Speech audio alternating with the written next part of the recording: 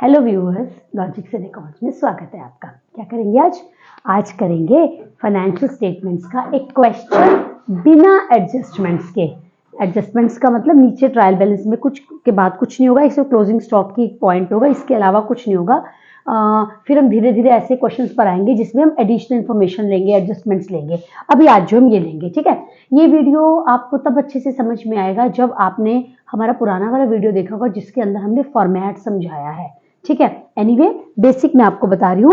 ये है trading and profit and loss account. ये एक नॉमिनल अकाउंट है जिसके डेबिट साइड में सारे एक्सपेंसेस लॉसेस आते हैं, क्रेडिट साइड में ऑल गेन्स एंड इनकम्स आते हैं। बैलेंस शीट में ये लायबिलिटी साइड है और ये एसेट साइड है, ठीक है। मैं आपको क्वेश्चन बता रही हूँ। ये क्वेश्चन आपको जो है डिस्क्रिप्शन में लिंक मिल जाएगा, उस लिंक को प्रेस करिए, आपका क्वेश्चन आपके सामने आ जाएगा, ठीक है। ओके, तो चलो स्टार्ट करते हैं। सबसे पहले जैसा कि बताया था, ये ट्रेडिंग अकाउंट है, इसका फर्स्ट पार्ट, और सेकंड पार्ट है प्रॉफिट एंड लॉस अकाउंट, ठीक है। तो ट्रेडिंग अकाउंट में सबसे पहले हम लिखते हैं ओपनिंग स्टॉक, ठीक है। ये मैंने सीक्वेंस उसमें बताई हुई थी, तो ये ओपनिंग स्टॉक लिखते हैं। पहले मैं आपको एक बार बता दूं कौन कौन से पॉइंट्स है। फिर डेबिट साइड में लिखते हैं परचेजेस, और अगर परचेजेस में से परचेजेस रिटर्न है तो वो माइनस करते हैं। हम देखें इस क्वेश्चन में परचेजेस रिटर्न हैं, परचेजेस रिटर्न है, तो परचेजेस में से हम माइनस करते हैं लेस परचेजेस रिटर्न, ठीक है। क्रेडिट साइड में लिखा जाता है सेल्स, हाँ, और सेल्स में से माइनस करा जाता है सेल्स रिटर्न, ठीक है। ये किया जाता है। उसके बाद क्रेडिट साइड में हम साथ में लिखते हैं क्लोजिंग स्टॉक। ये मैंने अब उस वीडियो में पूरा लॉजिक समझाया हुआ है कि यहाँ ऐसा क्यों लिखते हैं। आप इस वीडियो को समझने के लिए प्लीज उसे जरूर देखिएगा, तभी आपको समझ में आएगा, ठीक है। और इसके बाद ट्रेडिंग अकाउंट में आगे लिखते हैं डायरेक्ट एक्सपेंसेस। अलग से हमने वीडियो डाली है जिसके अंदर डायरेक्ट और इनडायरेक्ट एक्सपेंसेस समझाए हुए हैं। हाँ, डायरेक्ट एक्सपेंसेस हो जाते हैं ना आपके, जिनका प्रोडक्शन से सीधा संबंध है, वेजेस, कैरेज, कार्टेज, क्या नाम है, इसके अलावा जैसे हो गया हमारा कोई भी प्रोडक्शन के एक्सपेंसेस, परचेज के एक्सपेंसेस, वो सारे, ठीक है। तो चलिए आइए देखते हैं क्वेश्चन में क्या क्या है। हाँ, ओपनिंग स्टॉक, आप देखिए ओपनिंग स्टॉक दे रखा है ट्रायल बैलेंस के अंदर डेबिट साइड में 50,000 रुपीज का, तो ये हमने लिखा ओपनिंग स्टॉक 50,000 रुपीज। हाँ, फिर हम लिखते हैं परचेजेस। परचेजेस की वैल्यू देखिए कितनी दे रखी है क्वेश्चन में, वो दे रखी है 2,15,000, तो मैं लिखूं यहाँ पे 2,15,000, और परचेजेस में से माइनस करेंगे हम परचेजेस रिटर्न, तो ये मैंने लिखा परचेजेस 2,15,000 और उसमें से माइनस करेंगे परचेजेस रिटर्न। अभी चलते हैं उस पर, ठीक है। अच्छा, उसके बाद नेक्स्ट क्या है, नेक्स्ट है डेटर्स। साथ में ना हम बैलेंस शीट को भी साथ साथ बनाते जाते हैं और वैल्यूज लिखते जाते हैं। बैलेंस शीट में क्या आता है, बैलेंस शीट में सबसे पहले हम लिखते हैं ओनर्स फंड्स। ओनर्स फंड्स का मतलब जो पैसा मालिक ने दे रखा है, ओनर ने दे रखा है, वो क्या होता है, वो एक तो कैपिटल होती है। हाँ, कैपिटल में से ड्रॉइंग्स हम माइनस करते हैं, लेस ड्रॉइंग्स, और अगर नेट प्रॉफिट आया है तो उसको हम ऐड करते हैं, ठीक है। ये सारी बातें मैंने उसमें बता रखी हैं, ठीक है। तो ये ओनर्स फंड्स हो गया। उसके बाद आती है नॉन करेंट लाइबिलिटीज, और फिर उसके बाद आती है करंट लाइबिलिटीज, ठीक है। इसी तरीके से बैलेंस शीट में एसेट साइड में आता है सबसे पहले नॉन करंट एसेट्स, और फिर उसके बाद आते हैं करंट एसेट्स, ठीक है। ये मैंने हेड्स, अगर आप हेड्स लिख लोगे ना आपके लिए इजी हो जाएगा वैल्यूज को प्लेस करना, ठीक है। चलो आइए स्टार्ट करें। उसके बाद अब है डेटर्स। डेटर्स हमारी एसेट है, करंट एसेट्स है, तो करंट एसेट्स के अंडर लिखिए डेटर्स, तो ये मैंने लिखे डेटर्स, ठीक है। डेटर्स कितने के दे रखे हैं, डेटर्स दे रखे हैं 3,04,000 के, ठीक है। चलो आगे बढ़ते हैं। डिस्काउंट, अब देखो इस क्वेश्चन में ना आप नोट करो, डिस्काउंट डेबिट में भी गिवन है और क्रेडिट में भी गिवन है। इसका मतलब जो डेबिट वाला है ना वो डिस्काउंट अलाउड है, वो P&L अकाउंट के डेबिट साइड में आएगा, और जो क्रेडिट वाला है वो इनकम है, वो डिस्काउंट रिसीव्ड है, उसे क्रेडिट करेंगे। तो आप क्या करिए, P&L, ये ट्रेडिंग अकाउंट है, नीचे P&L हम साथ के साथ करते जाएंगे, इजी हो जाता है, टाइम सेव होता है। तो डेबिट साइड में लिखो डिस्काउंट अलाउड, क्योंकि P&L अकाउंट नॉमिनल अकाउंट है, debit all expenses and losses, तो डिस्काउंट 1,000 रुपए का डिस्काउंट अलाउड है।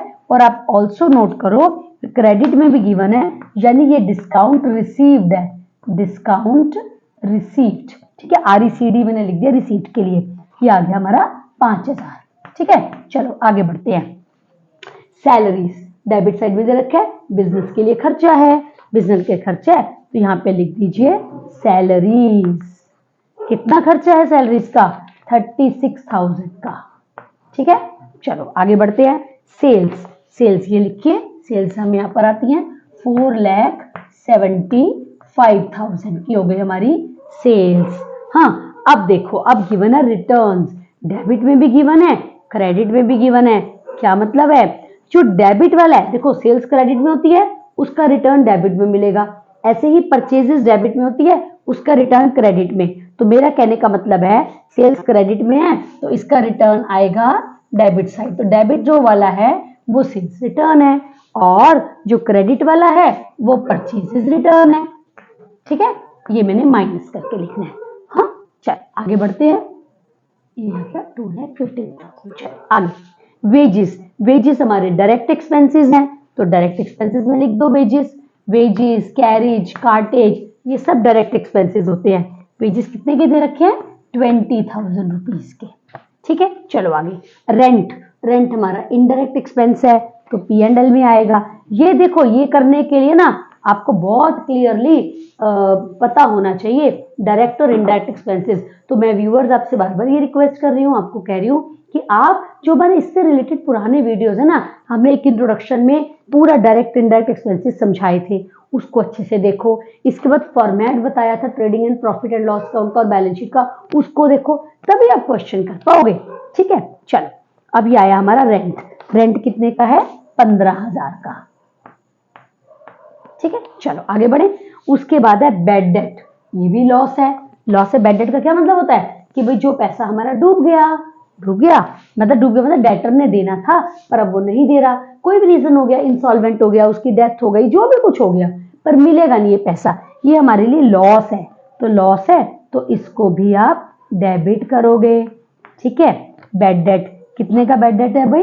6,000 रुपीज का। चलिए आगे बढ़ते हैं। क्रेडिटर्स, ये हमारी लाइबिलिटी है, करंट लाइबिलिटी, तो क्रेडिटर्स के अंदर लिखिए और करंट लाइबिलिटीज के अंदर लिखिए क्रेडिटर्स। कितने के क्रेडिटर्स हैं? 20,000। और आप नोट करो, जो लाइबिलिटी साइड की चीजें होती है ना वो क्रेडिट में होती हैं, जो इनकम्स होती हैं वो क्रेडिट साइड में होती हैं। वो जो रूल्स ऑफ डेबिट क्रेडिट तो हमें क्लियर होने चाहिए।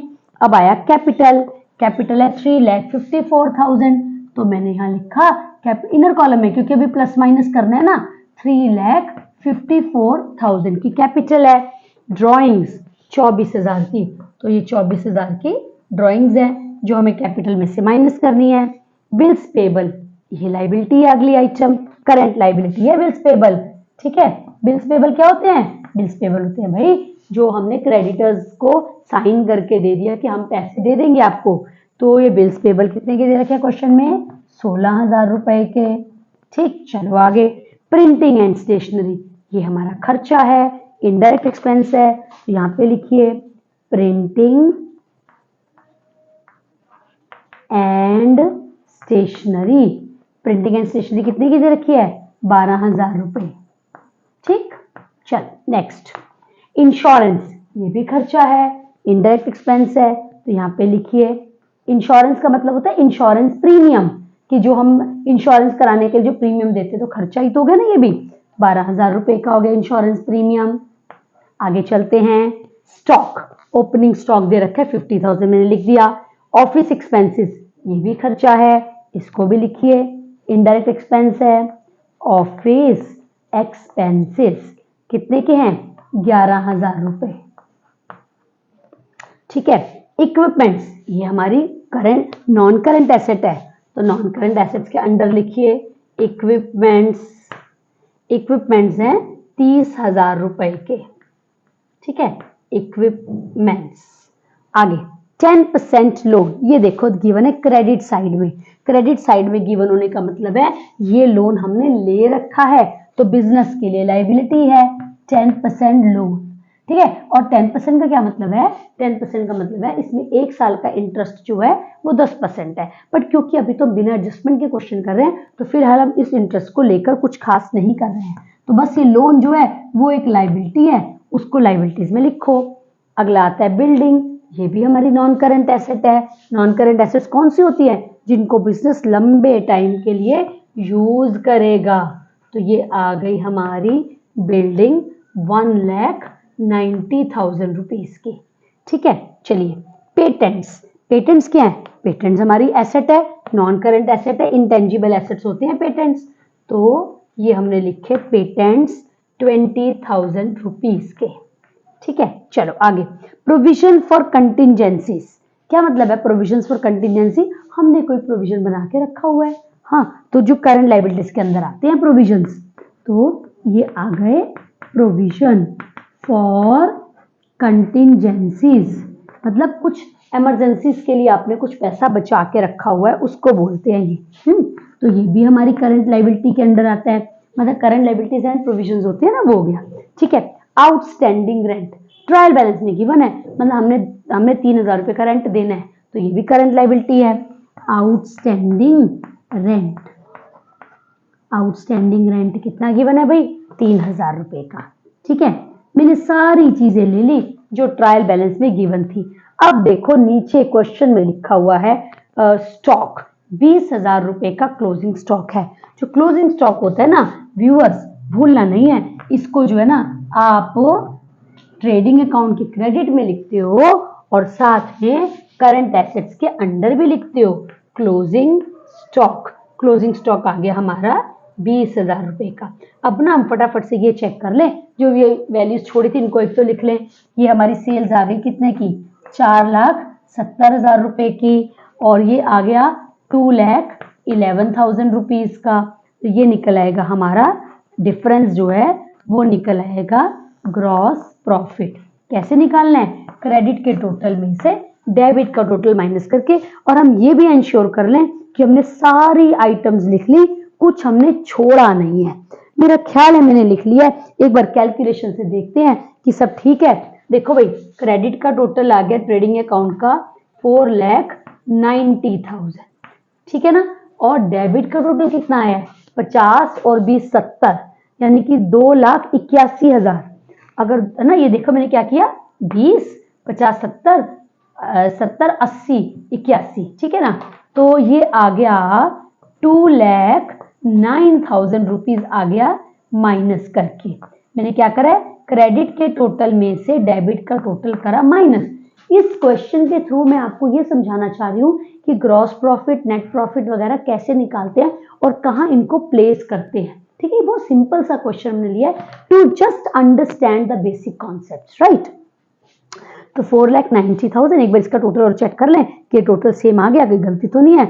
1 और 9 10, 6 और 1 7 और 2 9 और क्या नाम है 2 और 2 4, ठीक है ना, ये मेरे ख्याल से ठीक है। हाँ, अब क्रेडिट, ये जो ग्रॉस प्रॉफिट है ये P&L में ट्रांसफर हो जाएगा, तो यहाँ पर हम लिखेंगे बाय ग्रॉस प्रॉफिट 2,09,000।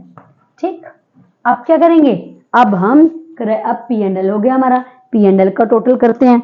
P&L का क्रेडिट का टोटल आ रहा है, बस मैं ये देख रही हूँ कि कुछ हमसे छूट तो नहीं लग गया। क्रेडिट का टोटल तो आ रहा है भाई 2,14,000, 2,14,000। अब एक बार डेबिट का चेक कर ले, देखो डेबिट का कितना आ रहा है, डेबिट का आ रहा है 12 12 24 24 25 25 और 6 31 31 41 42 42 और 5 47 10 57 57 और 6 53 83,000। क्या एक बार दोबारा देख लो, 6 1 7 और 5 6 और 1 7 5 12 6 18 2 20 और 2 22 और 1 23 3 कैरी 2 2 5 6 7 8 9 93 आ रहा है, 93। एक बार और देख लेते हैं 93 आ रहा है क्या।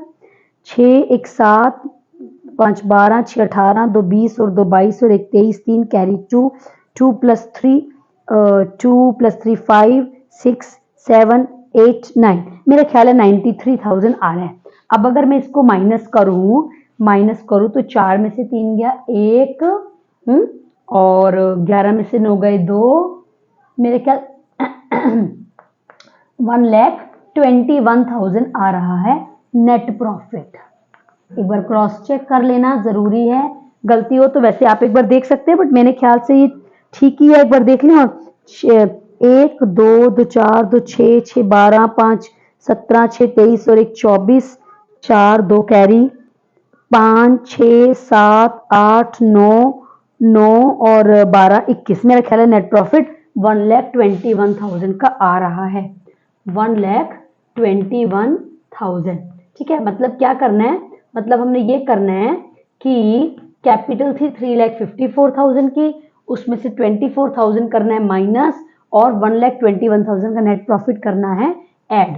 तो मतलब कि बेसिकली ये हो गया हमारा, ये मैं इसको माइनस करूं तो मतलब 3 हो गया, 351 451, मेरा ख्याल है 4,51,000 रुपीज का आ रहा है इधर का टोटल कैपिटल, नेट कैपिटल जो आ रही है। नेट कैपिटल जो आ रही है शायद आ रही है 4,51,000, क्योंकि 3 मैंने माइनस करा ना, तो ठीक है, मेरा ख्याल ठीक है। अब आप जो है अगर दोनों साइड का टोटल करके देखोगे तो आंसर आपका सेम आ जाना चाहिए। देख ले एक बार जरा, 50 हो गया, ये 50 और ये हो गया 240, है ना, 240 260 260 560, 5,64,000 आ रहा है शायद। आप एक बार देख भी सकते हो, यदि गलती होगी तो पता चल जाएगी। 4 3 और 9 12, 12 2 14 2 16, कैरी 1 2 और 3 5। अब इस साइड का भी देख ले, क्या इस साइड का भी ठीक आ रहा है? इस साइड का 1 और 6 7 और 4 11 और 3 14, 4 कैरी 1 6 6 12 2 14 1 15 1 16, 6 एक कैरी और ये 5, 5,64,000 आ गया बैलेंस शीट का टोटल। तो मैंने इस क्वेश्चन में आपको ये समझाने की कोशिश करी है कि ट्रेडिंग अकाउंट में कौन कौन सी चीजें आती हैं, प्रॉफिट एंड लॉस अकाउंट में कौन सी चीजें आती हैं, और बैलेंस शीट में कौन सी आती है। ठीक है, मेरा ख्याल है आपको समझ में आया होगा। आपको अच्छे से क्वेश्चन को देखना है, प्रैक्टिस करनी है उसके बाद, ठीक है, और फिर अपने आप जरूर ट्राई करना है, वो बहुत इंपॉर्टेंट है। राइट, हमारे चैनल को लाइक करते रहना है, सब्सक्राइब करना है अगर अभी तक आपने नहीं करा तो, ठीक है, और नेक्स्ट वीडियो में इस तरीके की और कॉन्सेप्ट्स को भी लेकर आएंगे। Right, till then goodbye all of you.